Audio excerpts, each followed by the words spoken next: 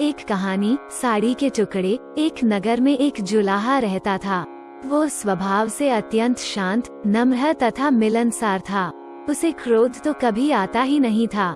एक बार कुछ लड़कों को शरारत सूझी। वे सब उस जुलाहे के पास यह सोचकर पहुँचे कि देखें इसे गुस्सा कैसे नहीं आता। उनमें एक लड़का धनवान माता पिता का पुत्र था। वहाँ पहुँचकर वो बोला, यह साड़ी कितने की दोगे?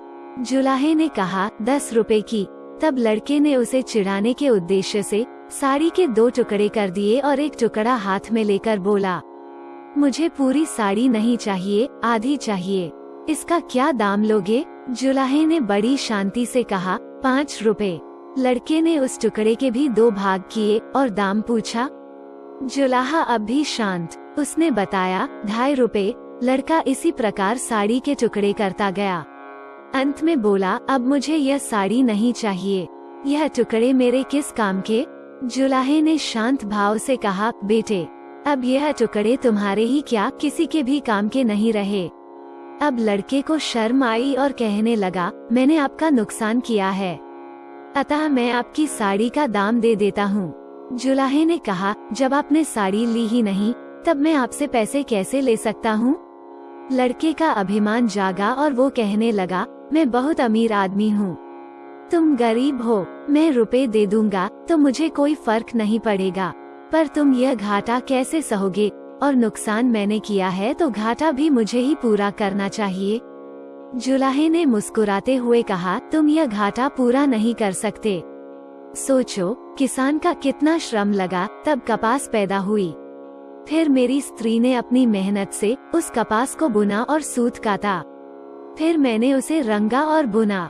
इतनी मेहनत तभी सफल होती जब इसे कोई पहनता, इससे लाभ उठाता, इसका उपयोग करता।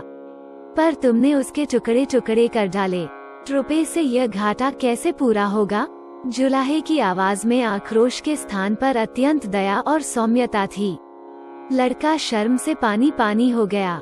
उसकी आंखें भर आई और वो जुलाहे के पैरों में गिर गया।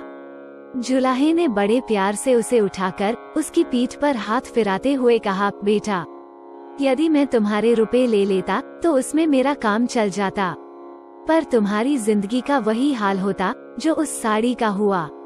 कोई भी उससे लाभ नहीं होता।